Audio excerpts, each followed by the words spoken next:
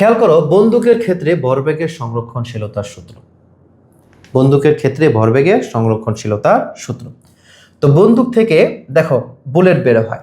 বন্দুকের ভরবেগ হচ্ছে কি, যে পি গান এমবি, আর পি বুলেট হচ্ছে কি এমবি। তার এটা হচ্ছে, যেহেতু বন্দুক বড়, সাইজ বড়, এই কারণে বড় হাতের এমবি, যেহেতু বুলেট সাইজে ছোট এই কারণে ছোট হাতের এমবি। এখন সূত্র কি, M1 U1 প্লাস MU, মানে আদি ভরবেগের সমষ্টি এবং শেষ ভরবেগের সমষ্টি সমান হবে না? ভরবেগের সংরক্ষণশীলতার সূত্র যদি সমানই হবে, ঠিক না? যেমনটা আমরা এতক্ষণ পর্যন্ত স্টাডি করে আসলাম। এখন যখন বস্তুর মানে বস্তু বলতে কি এখানে বন্দুকটা স্থির থাকে, তখন বন্দুকের সাপেক্ষে তার ভিতরে থাকা বুলেটটাও কিন্তু স্থির। তার মানে কি, আদি ভরবেগের সমষ্টি এই জায়গাটা কি জিরো হবে না?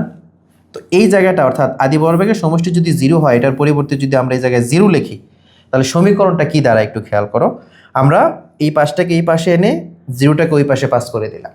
তারপরে বন্দুকের ভরবেগটাকে রেখে বুলেটের ভরবেগটাকে যদি ওই পাশে পাস করতে চাই, এটা কিন্তু প্লাস থেকে মাইনাস হয়ে যাবে।